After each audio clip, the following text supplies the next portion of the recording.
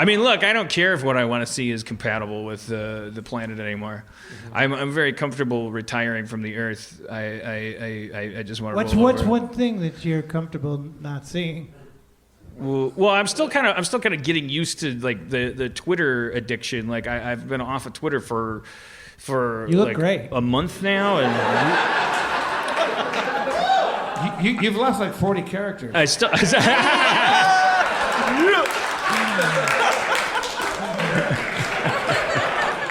I still have like a kind of like residual like sense of loss, like a phantom limb. I mean, like a decade is a long time to express yourself and connect to others in one specific medium. Like even my generation isn't used to such stability. Like like things usually change faster than Twitter even did. And so it's like I still feel like a kind of like the myth of the soldier who like was like my arm hurts and it's like your arm got blown off and it's like you have this like I'm like I should tweet this kind of like you still have this sort of like electrical impulse like that's a tweet but you can't tweet it but then because that subsides it's very much like because I quit smoking. I smoked from 18 to 32, so kind of a comparable addiction like level as far as like what to get over. And so if it is like smoking, then I guess like maybe a month from now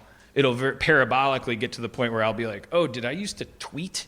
You know, like because I forget that I was ever a smoker, but like that first couple months is like, God damn it, what the fuck? Your whole neurology is based around this minute to minute like flow chart. Just like a whole section of your flow chart is taken out, and it's tough because we are none of us like we are right to not admit that it's important to us. Like why would we want to say that? We know that it's stupid. And so that actually makes it harder. Same as with cigarettes, because cigarettes don't say it's good for you. Like they show like a cowboy going like I'm just fucking do what I fucking want. You know, like the messaging of cigarettes is like fuck society and fucking die before you could fucking kill me. That's a great commercial for cigarettes. Good luck killing me, motherfucker. Can't shoot a corpse. That really is kind of the messaging. I'll be dead 40 seconds before you go. But yeah, so and it's those kind of like benign little things. Like I work. What I'm hoping will return is like the blogging instinct or something. I so miss my 27-year-old self. I miss that kid that was so trustful of the internet and so actually like appropriately self-loathing, just enough that all he wanted was to actually just scatter himself against the rocks of the internet and say, yeah, look at every fucking shitty little piece of me, and choke on it. Like I like that guy. I think that guy's punk rock and interesting, cool. and but I don't know if at 45 I don't know if it's healthy to emulate that guy. We all know that's what 45-year-old guys do. They try to emulate 27-year-olds, and then the result is a little messy. It results in a sunroof, basically. Or sunroof with a big bald spot like coming out of it. Like a diaristic thing like David Sedaris does, where he writes, like little short stories. Well, that's what I'm basically. I'm hoping that maybe that this Twitter, that Twitter point of the neurology that it represents like a cauterized like thing that will force a new neurology pattern that behind that is an impulse to share and explore, and that it will be forced after a while. I don't want to force it. That it will grow, like, and it'll go like, God damn it, I just want to fucking write. Like, I'm waiting to. My therapist said like you have to create a new personality that isn't linked to your brand and your fame and all these things, because these things are.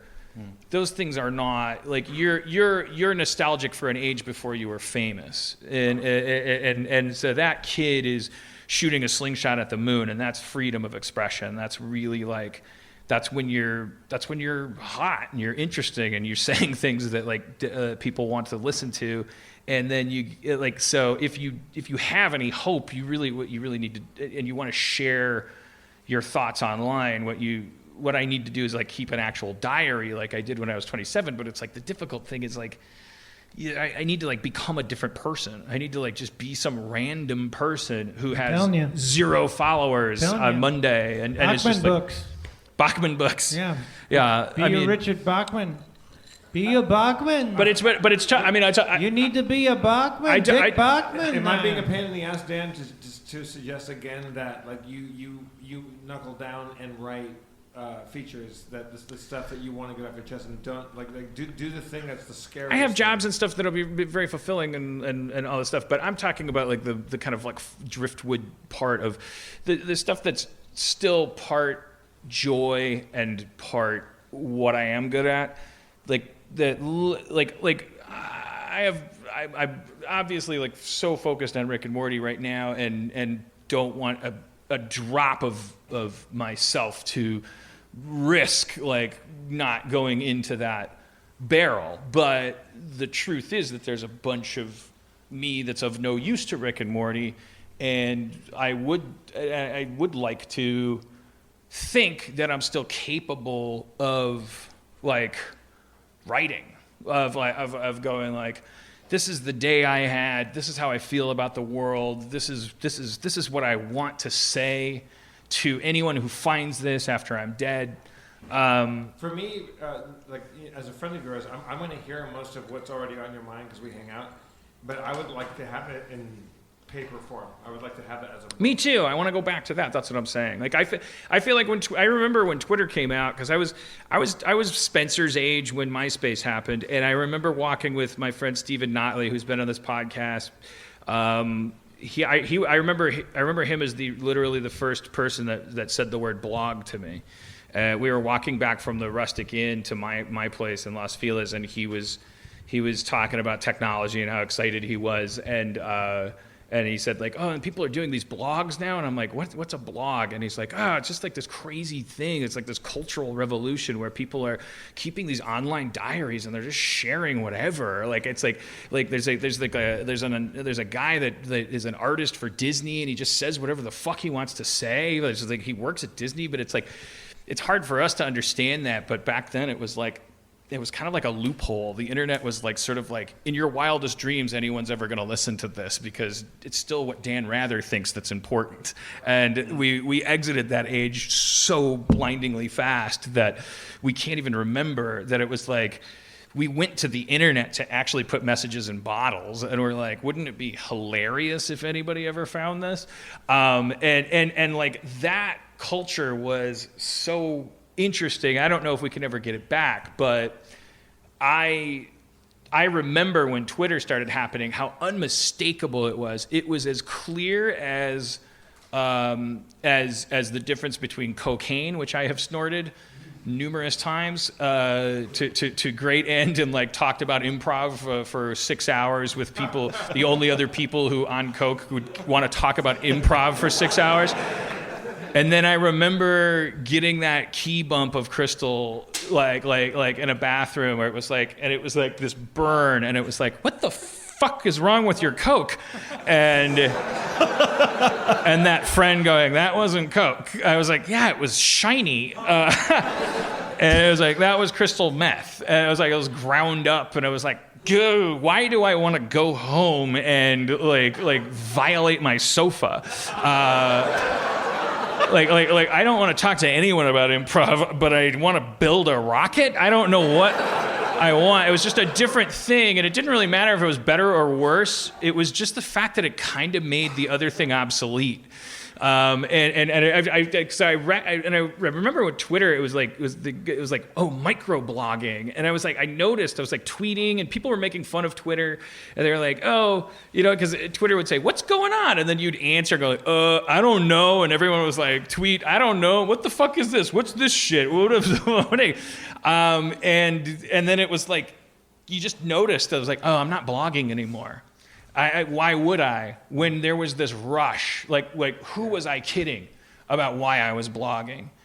And yet the irony is the the discipline was more admirable. Also, the blogging thing was a way of micro writing where you could have been putting down things on paper, and they could have been novels or short stories or diaristic. But the big catch-22 is that this is where I want to let all of us off the hook. It's like, we got to accept that the fact is that we're motivated by a lot more than craftsmanship. We just simply, it is really hard to tell somebody to keep a journal and put it under their bed every night. There's a couple people out here maybe are like, what do you mean? That's the easiest thing in the world. I love doing it.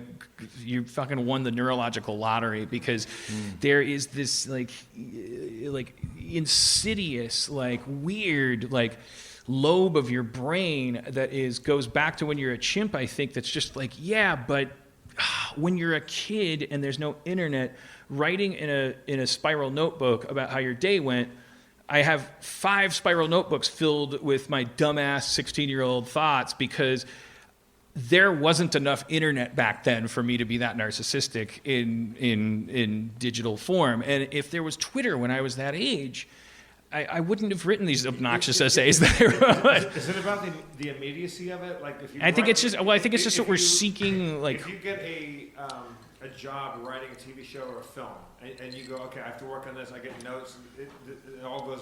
It takes months and months, maybe years and years for you and Rob to write a thing together, or you alone to write a thing. Is it the immediacy? Yeah, I think it's the ratio. I think it is. It's like to take a little piece of what you just said. If you get a job doing something it's like Dorothy Parker said, like, I hate writing. I love having written, but also I can't give you a first draft, but I love closing the deal to write one. like that day that you run off of the Warner Brothers lot and you're like, they fucking bought it. What the fuck? Talking robots meet a SpongeBob. Whoa! You run out to the bar and you're like, SpongeBob's gonna say this, and then this robot dick's gonna come out. Oh my god, this is gonna be the best movie ever. And then you wake up the next day and you're like, I got a fucking dopamine rush off of selling that movie. I'm not gonna write it. If Dorothy Parker or Winston Churchill or Juna Barnes or like all these hilarious all the Algonquin Round Table writers had Twitter, they wouldn't have written shit. They would just go, oh, I get the dopamine rush of having said one little epigram and made everybody fucking freak out, and then I can go to bed and do drugs forever. It's really what we're good at. I mean, again, not to drive it into the ground, but that Sapiens book, it doesn't mention Twitter, I don't think, once, but it's glaring, it's throbbing off of that book when it talks about what I was talking about, how we defeated Neanderthals and Homo erectus because of our predilection for gossip. It's eerily uplifting and downtrodden to learn that your species is doing all the things that it's currently doing, not as some weird byproduct of sentience, which is this race from animal to God, but that exactly what we're doing right now is exactly the thing that we've always been good at, and we tweeted the Neanderthals out of existence. Yeah. Explain that to me. Our ability to understand things beyond 100 people is how we beat all of the other forms of human. His technical term for it was that sapiens developed sentience and then subjectivity, the ability to think abstractly, and then when you can relate abstract ideas, it's gossip. So if I say to you, gossip. I go, hey, did you hear that this guy Jeremy Johnson, right, what he said about how we should kick the Neanderthals' ass?